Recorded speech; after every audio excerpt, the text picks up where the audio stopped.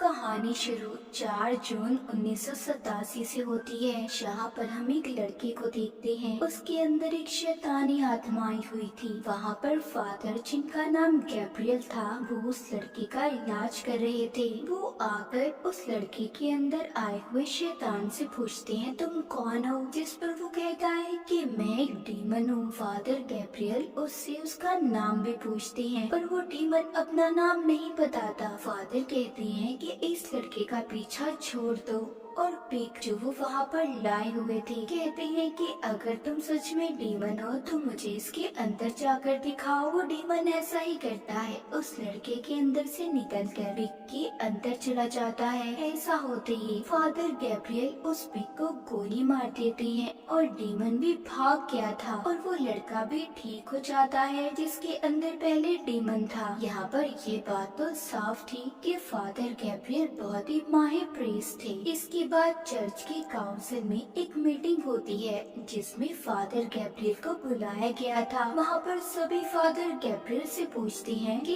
4 जून को तुमने उस लड़के का एक्सॉर्सिज्म क्यों किया, उसके अंदर से डीमन को क्यों निकाला, जबकि तुमने किसी की इजाजत भी नहीं ली थी। ये सब उसी एक्सॉर्सिज्म की बात कर रहे थे जो हमने अभी कहानी के शुरू में देखा था। फादर सबसे कहती हैं वो दरअसल कोई एक्सॉर्सिज्म नहीं था, बल्कि उस लड़के को दिमागी बीमारी थी। वो ऐसा समझ रहा था कि उसके अंदर डीमन का असर है, पर ऐसा कुछ नहीं था। यहीं पर मीटिंग में एक फादर कहते हैं कि जरूरी नहीं हर इंसान के अंदर डीमन हो। हमारे पास जो भी केसेस आते हैं वो ज्यादातर दिमागी बीमारी के बारे में होते हैं। बस कुछ ही केस ऐसे होते हैं जिनमें हमें डीमंस का सामना करना पड़ता है। यहाँ पर फादर गैब्रियल उसकी बात सुनकर गुस्से में आ गए थे। वो कहते हैं तुम आखिर चाहते क्या हो? तुम यही चाहते हो कि मैं अपने ओहदे से हट जाऊं? वो कहते हैं इस तरह की बात करके तुम सभी फादर्स की पोजीशन को खत्म करना चाहते हो। तभी यहाँ पर एक फादर गैब्रियल के केस में मरी हुई एक लड़की का जिक्र करता है। गैब्रियल को इस बात पर और ज्यादा गुस्सा आ गया था। वो इस मीटिंग को छोड़कर चले जाते हैं। इसके बाद अगले सीन में हम एक लड़की जूलिया को देखते हैं जो अपने छोटे बेटे और बेटी के साथ अमेरिका से स्पेन आ रही थी। असल में 1 साल पहले जूलिया के हस्बैंड की मौत एक कार एक्सीडेंट में हो गई,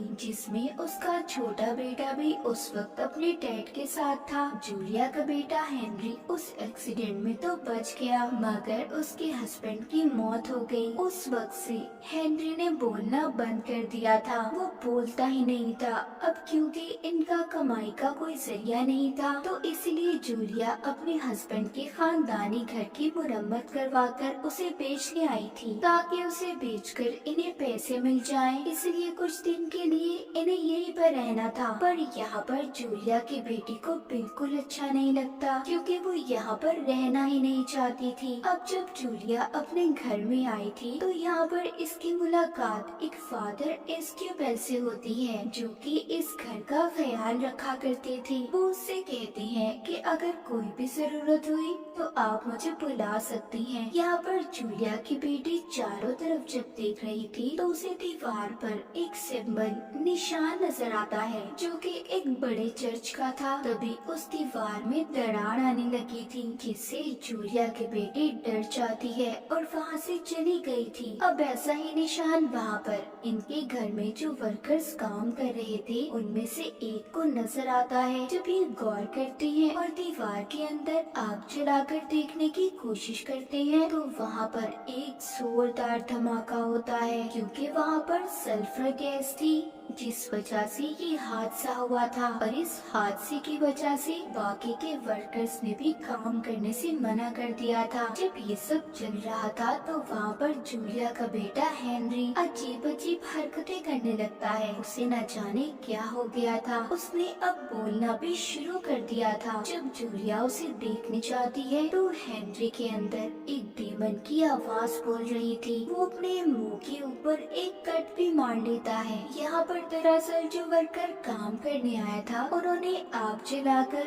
अनजाने में किसी खतरनाक डीमन को आजाद कर दिया था, जिसने बेचारे हेनरी को अपने काबू में कर लिया। हालांकि हेनरी को जूलिया हॉस्पिटल भी लेकर जाती है, जहाँ पर डॉक्टर उसे ये बताते हैं कि वो बस अपने डैड की मौत के सदमे में है, इसीलिए उसे दिमागी डॉक्टर की जरूरत है। डॉक्टर जूलिया को एक इंजेक्शन भी देती है और कहती है कि हेनरी अगर काबू से बाहर हो तो तुम उसे ये इंजेक्शन लगा देना, जिससे वो बेहोश हो जाएगा। जूलिया को डॉक्टर की बातों पर यकीन नहीं आ रहा था, इसीलिए वो मदद के लिए फादर एस्क्यूबेल के पास जाती है। फादर जैसे ही हेनरी को देखने अंदर जाती है तो उसके अंदर का डीमन फादर को उठाकर बाहर फेंक देता है। अगले सीन में हम फादर गैब्रियल के साथ उनके हेड को देखते हैं। हेड फादर गैब्रियल को स्पेन जाने का कह रहे थे। हेड उसे हेनरी के बारे में बताते हैं, कहते हैं कि यहाँ पर एक फैमिली है जिसे तुम्हारी मदद की जरूरत है, और उस जगह की वजह से चर्च ने भी बहुत मुसीबतों को देखा है, इसीलिए तुम्हें जाकर उस बच्चे को बचाना होगा। उसके अंदर बहुत ही खतरनाक डीमन है, तुम जो भी करना सोच समझ कर करना। फादर गैब्रियल अब अपने हेड के कहने पर जूलिया के घर पर पहुंच जाते हैं, पर वो इस बात पर हैरान थे कि हेनरी के अंदर जो डीमन है उसने चर्च का क्या नुकसान किया था। फादर गैब्रियल अब जूलिया से कहते हैं कि मैं हेनरी को देखना चाहता हूँ। जब ये उसके पास जाते हैं तो हेनरी के अंदर का डीमन उन्हें देखकर हंसने लगता है और कहता है आ जाओ, मैंने तुम्हें यहाँ पर बुलाना था। फादर गैब्रियल तभी उसे एक निशान दिखाते हैं, जिससे हम हेनरी की आंखों में डीमन की आंखों को भी देख पा रहे थे। जब वो उससे उसका नाम पूछते हैं तो डीमन अपना नाम बताने से मना कर देता है। दरअसल यहाँ पर किसी भी डीमन का नाम पता चल जाए तो एक्सॉर्सिज्म जादू करना आसान हो जाता है, इससे जल्दी डीमन काबू में आ सकता था। यहाँ पर हेनरी के अंदर का डीमन गैब्रियल को डरपोक बुलाता है। दरअसल गैब्रियल पहले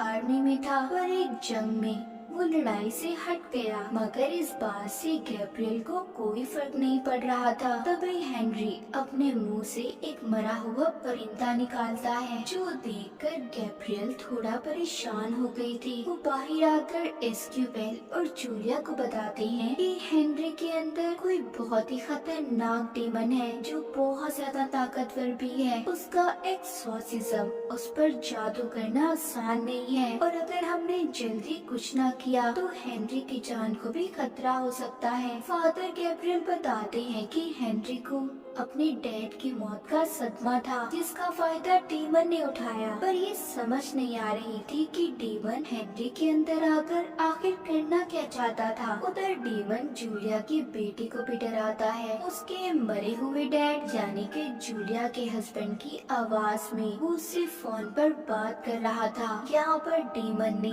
अपना काम करना शुरू कर दिया था। उधर एस्क्यूबेल और गैब्रियल मिलकर हेनरी का एक्सॉर्सिज्म करने की तैयारी कर रहे थे। जब ये दोनों उसके पास जाते हैं तो डीमन इन्हें इनकी पिछली जिंदगी के बारे में बताता है। वो गैब्रियल से कहता है तुम्हारी वजह से एक लड़के की जान गई, और एस्क्यूबेल से कहता है कि तुम प्रीस्ट हो ना, फिर भी गलत काम करते हो। ये बात सुनकर एस्क्यूबेल हेनरी का गला दबाने लगता है। गैब्रियल उसे रोकता है, इस वजह से इनका एक्सॉर्सिज्म भी पूरा नहीं हो पाया था। अब बाहर आकर एस्क्यूबेल अपनी कहानी गैब्रियल को बताता है, कहता है कि मुझे एक लड़की से प्यार हो गया, पर वो नहीं जानती थी कि मैं एक प्रीस्ट हूँ, और हमारे बीच बहुत कुछ गलत हुआ, पर जब मुझे एहसास हुआ मैंने उसे छोड़ दिया और अपनी जिंदगी प्रीस्ट बनकर गुजारने का फैसला किया। इसीलिए वो डीमन मेरी कमजोरी का फायदा उठाना चाहता है। उसे फादर गैब्रियल को अपने दिल की बात बताकर काफी अच्छा हल्का महसूस हो रहा था। अब बारी थी गैब्रियल की। वो बताते हैं कि जब जंग के दौरान मेरे सारे साथी मर गए तब मैंने प्रीस्ट फादर बनने का फैसला किया। मेरे पास तब सबसे पहला केस एक लड़की का आया। उसको किसी डीमन ने अपने काबू में किया हुआ था, पर मुझे लगा कि वो दिमागी तौर पर पागल है, पर ऐसा नहीं था। उसने मेरे सामने एक परिंदे को भी खा लिया। इसीलिए तो जब हेनरी ने अपने मुंह से मरे हुए परिंदे को निकाला तो मैं डर गया था और वो लड़की बाद में छत से कूद गई, जिस वजह से उसकी मौत हो गई। मुझे आज तक यही लगता है अगर मैं उसकी बात को मान लेता और उसमें से डीमन को निकाल देता तो आज वो जिंदा होती। इसीलिए अब फादर गैब्रियल इस्क्यूबेल से कहते हैं कि तुम्हें हेनरी पर नजर रखनी होगी और खुद यहाँ पर उस डीमन के खिलाफ सबूत ढूंढने चले जाते हैं, जहाँ पर उन्हें इसी घर में एक कुआं मिलता है जिसके ऊपर चर्च के निशान की सील लगी हुई थी, जिसको हटाने से फादर गैब्रियल को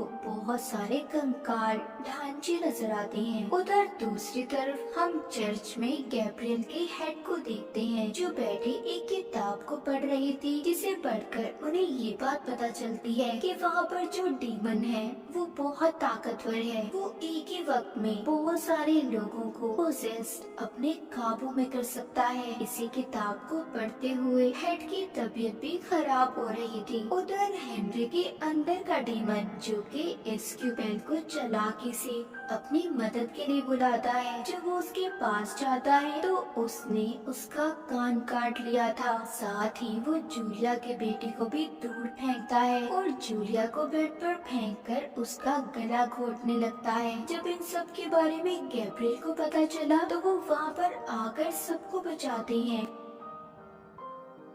अब वो एस्क्यूबेल को लेकर उसी जगह पर जाते हैं जहाँ पर उन्होंने कंकाल को देखा था। फादर गैब्रियल एस्क्यूबेल को बताते हैं कि जब जूइस क्रिश्चियन में बदले तो उस वक्त जिन्होंने इनकार किया सजा के तौर पर उन्हें इस जगह पर बंद कर दिया गया था। अब ये दोनों अंदर जाते हैं जहाँ पर इन्हें वैसा ही निशान वाला दरवाजा मिलता है जैसा निशान पहले जूलिया की बेटी ने भी देखा था। जब वो उस दरवाजे को खोलते हैं तो अंदर जाने पर उन्हें बहुत से स्केलेटन्स कंकाल मिलते हैं, जिनमें से एक कंकाल एक पिंजरे में बंद था। उसके हाथ में अंगूठी थी, वो एक प्रीस्ट का कंकाल था। वहीं पर इन्हें एक और दरवाजा मिलता है जिसकी चाबी इन्हें पिंजरे में बंद कंकाल के पास से मिली थी। वहाँ आगे जाकर इन्हें दुनिया के सबसे बड़े प्रीस्ट का कंकाल भी मिलता है। तो गैब्रियल यहाँ पर एस्क्यूबेल को बताते हैं कि यहाँ पर एक बहुत ही खतरनाक डीमन ने एक साथ बहुत से इंसानों को पोसेस किया, जिनका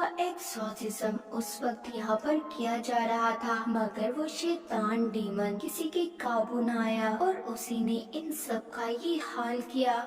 जब सबको उस शैतान डीमन के बारे में पता चला तो इस जगह को ऐसे ही बंद कर दिया गया और हेनरी के अंदर जो डीमन है वो भी यही लगता है। तो सोचो वो कितना खतरनाक होगा। मगर यहाँ पर अब वर्कर की गलती की वजह से वो दोबारा आजाद हो गया, पर वो डीमन हेनरी के अंदर सिर्फ इसलिए आया था ताकि वो फादर गैब्रियल के अंदर जाकर चर्च और गॉड के नाम पर उससे बुरे काम करवाए। इसलिए अब वो गैब्रियल के अंदर आना चाहता था। गैब्रियल यहीं पर एक किताब पढ़ता है जिससे उसे पता चलता है कि दुनिया में हर जगह ऐसे ही खतरनाक डीमन पाए जाते हैं, जिनमें से ये डीमन भी एक ही है जिसका नाम भी अब गैब्रियल को पता चल गया था। जब डीमन को ये बात पता चलती है कि फादर गैब्रियल को उसका नाम पता चल गया है तो वो तो जैसे पागल सा हो गया था। इसीलिए वो अब हेनरी की बहन को भी पोसेस करने की कोशिश करता है। जब जूलिया अपनी बेटी को बचाने आती है तो वो उसकी बेटी को दूर फेंककर अब जूलिया को मारने की कोशिश कर रहा था। तभी जल्दी से जूलिया की बेटी उस इंजेक्शन को उठाकर हेनरी को लगा देती है जो डॉक्टर ने दिया था, जिससे वो अब बेहोश हो गया था और इस तरह जूलिया की जान बच जाती है। तभी ये लोग हेनरी को वहाँ पर बांध देते हैं और सभी प्रेयर करके उसका एक्सॉर्सिज्म करना शुरू करते हैं। अब यहाँ पर डीमन इन्हें अपनी असली ताकत दिखाता है। वो जूलिया की बेटी को पोसेस कर लेता है, जो देखते ही देखते छत की सीलिंग पर चढ़ गई थी। वो जूलिया को मारने की भी कोशिश करता है। डीमन गैब्रियल से कहता है कि अगर तुम मेरे सामने अपने घुटने टेक दोगे तो मैं सबकी जान को छोड़ दूंगा। गैब्रियल जब सबकी जान खतरे में देखता है तो वो डीमन की बात को मान गया था, जिससे वो डीमन सबकी जान को छोड़ देता है। इस बात का फायदा उठाकर एस्क्यूबेल जूलिया और उसके बच्चों को जल्दी से यहाँ से जाने का कहता है और खुद यहीं पर रुककर फादर गैब्रियल की मदद करने का फैसला करता है। अब डीमन हेनरी को छोड़कर फादर गैब्रियल के अंदर आ गया था। फादर खुद को फांसी लगाकर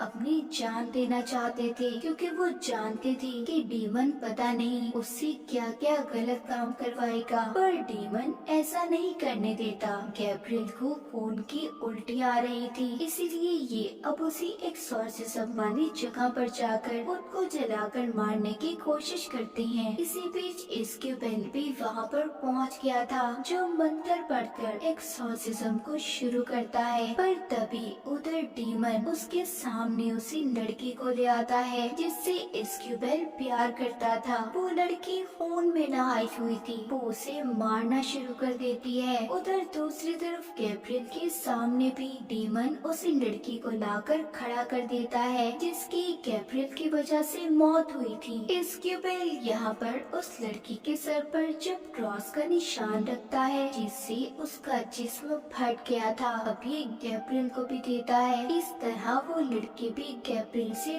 दूर हो गई थी, जिसके बाद दोनों एस्क्यूबेल और गैब्रियल मिलकर एक्सॉर्सिज्म को शुरू करते हैं और उस डीमन को उन्होंने हेल यानी कि नर्क में भेज दिया था। वहीं पर गैब्रियल की हेड की तबीयत भी ठीक हो गई थी। वो अब दोनों को बुलाकर शाबाशी देते हैं। तभी वहाँ पर एक और फादर आते हैं जो बताते हैं कि अभी भी 199 जगह ऐसी हैं जहाँ पर ये शैतानी डीमन पाए जाते हैं। तुम्हें जाकर इन्हें खत्म करना होगा और इसी के साथ ही कहानी यहीं पर खत्म हो जाती है।